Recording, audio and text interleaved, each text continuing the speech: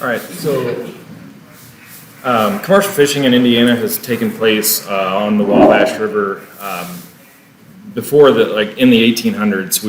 We have historic records of commercial fishing, at least on the Wabash. It wasn't until about 1926 when law enforcement started taking some action, cracking down on some illegal fishing devices, things like that. That's when the state established a commercial fishing license for the Wabash River in particular. In 1946 was the first catfish-specific regulation on the river, where we established a 10-inch minimum length limit for catfish species in general. In the 1970s, in 77, we required catch from commercial harvest to be reported. And then in the 80s, a few minor modifications to that, including they had to now report the river that they fished and their daily net effort. And then really there wasn't a whole lot of changes as far as our inland commercial fishery until about 2015, when we implemented a 13-inch minimum length limit on our rivers, in addition to some trophy catfish regulations. So to give you an idea of just commercial fishing in Indiana, it takes place on both the Ohio River and what I consider our inland waters, which includes the Wabash, the White River, the Patoka River. But for the purposes of this talk, we're just going to be looking at just the inland waters. The Wabash is the majority of our inland commercial fishing area. It encompasses about 60% of the river miles that is open to commercial fishing. So anybody in Indiana, as long as you're a resident of Indiana, you can buy a $4 net tag and be a commercial fisherman. Not really an ideal situation. We've been trying to increase that net tag price. It's been that price since the mid-'80s. But it's cheaper to fish commercially than it is to sport fish in our state. These fishermen are allowed to use a maximum of 4 nets on our inland waters, which the boundary waters between us and Illinois is the one area where they can use an unlimited number of hoop nets. And they can also use seines in that portion of the river. But other than that, all harvest commercially on our inland waters is just limited to 4 hoop nets.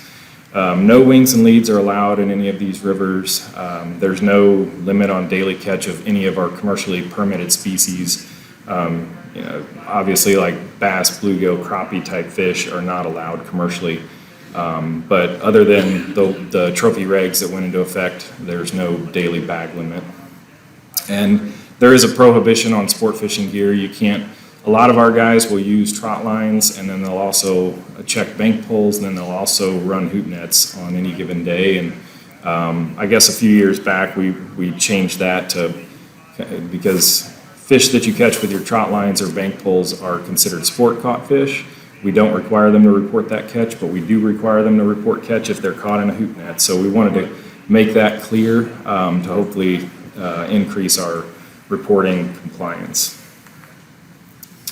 So I guess, I've already kind of got over that. So if you're a commercial fisherman, regardless of whether or not you fish, you're supposed to give us a monthly harvest report. You're supposed to denote your fishing activity, if you fished or not, if you caught fish but didn't keep fish, or if you harvested fish. And then on this monthly harvest report, you're supposed to record the pounds of fish that you kept each day. You're supposed to tell us which river you fished, what your gear type was, and your daily effort. Obviously, there's some limitations with this kind of unverified self-reporting. We realize that there's probably some amount of underreporting going on. The effort sections on these reports are often completed wrong, and we have to interpret them. If it gets too fuzzy on the interpretation, we'll send those records back, or that report back, and ask for clarification. But we try to, between the staff that enters this data, we've come up with kind of a standardized protocol on how we interpret certain common effort data when it is sort of fuzzy as to how many days they fished and whatnot. So with that, these data that we get are pretty limited to just using them for trend analysis throughout time. We can't draw any real hard, fast conclusions on the exact pounds of fish that are harvested each year and use that for any sort of management recommendation, but it'll at least allow us to look at this fishery through time, assuming that the misreporting and underreporting is fairly consistent from year to year, hopefully. So to give you an idea of what our license holders, the general activity of fishing that takes place in our license holders, these percentages are from the past 12 years of data. So in the past 12 years, about 30% of our anglers on any given year are telling us that they don't report harvest at all, or they don't fish at all. 1 to 2, or fishermen, 40% of the fishermen only fish for 1 to 2 months out of the year, or report harvest to us 1 to 2 months out of the year. So most of these fishermen are only filling their freezers, providing fish for families, for outings, community outings and whatnot. Very few, 1% I would call as like full-time commercial fishermen that are relying on the fish for their total income. So throughout time, we're able to track license sales.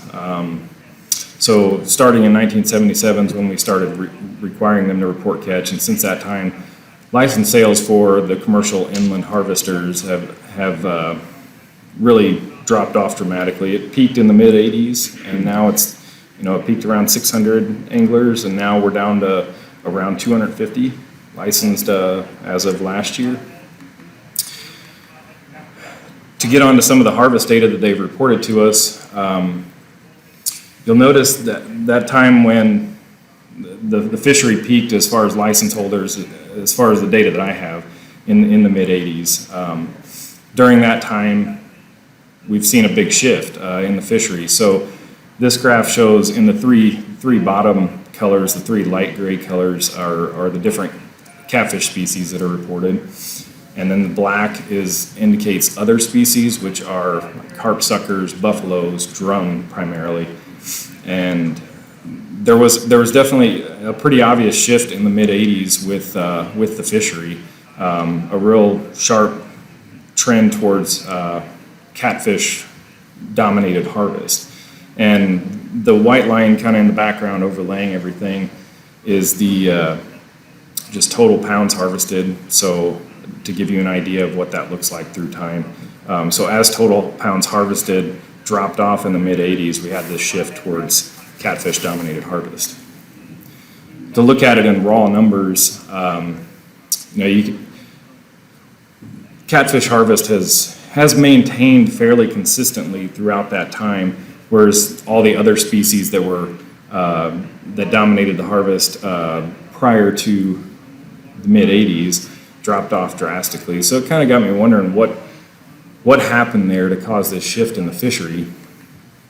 And looking at James Gammon's book, The Wabash River Ecosystem, he highlights a lot of the historic happenings on the Wabash River, both just within the fishery and economically and everything else.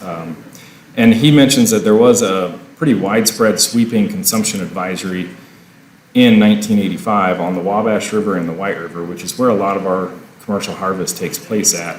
And I suspect that probably put out, it changed the attitude towards that fishery and probably reduced the harvest of those fish like buffalo and carp suckers and drums that were probably being sold by more of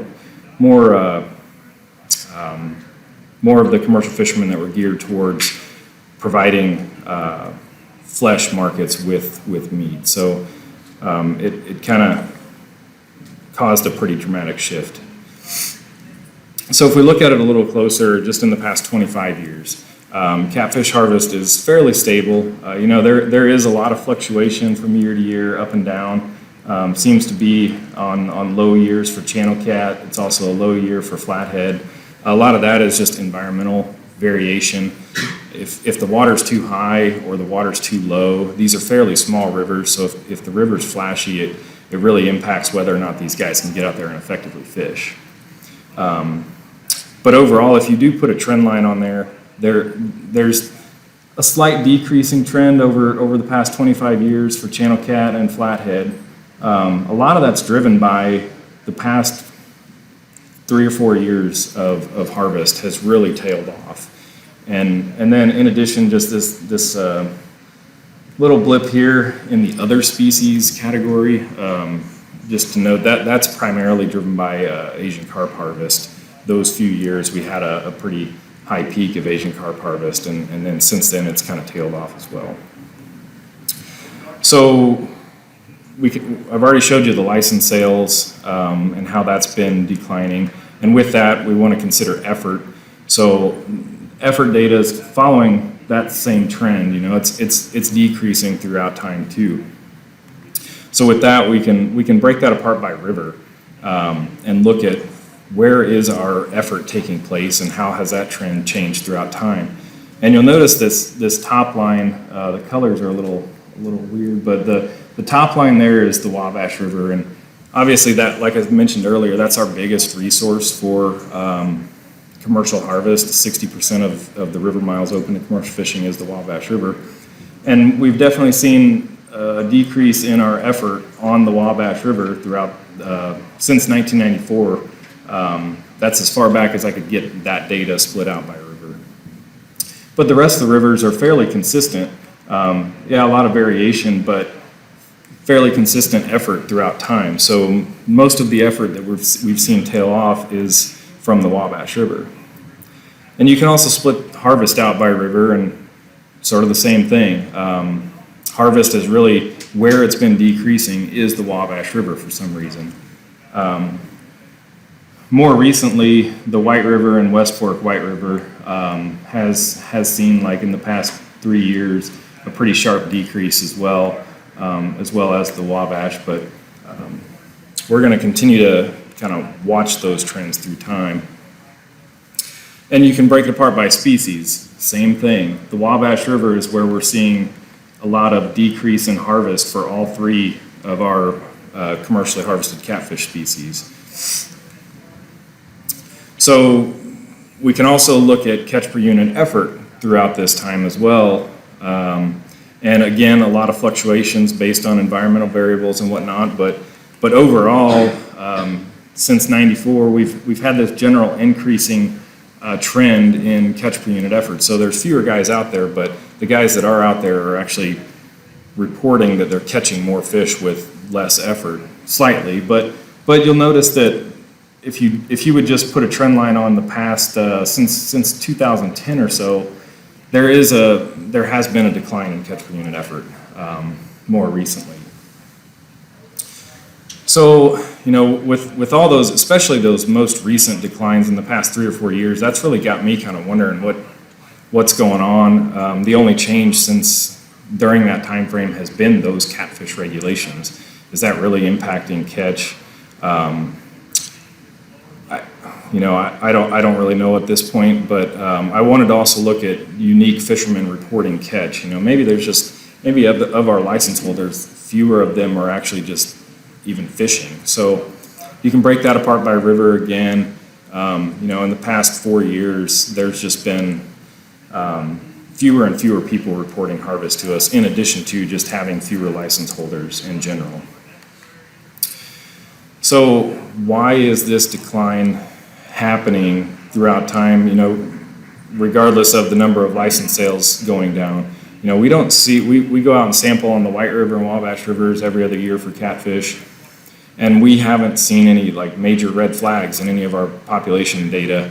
We're still seeing old fish, big fish, a decent age and size structure.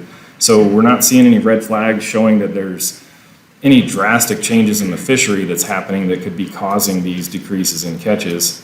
We're not getting any angler complaints, either sport fish or commercial harvest.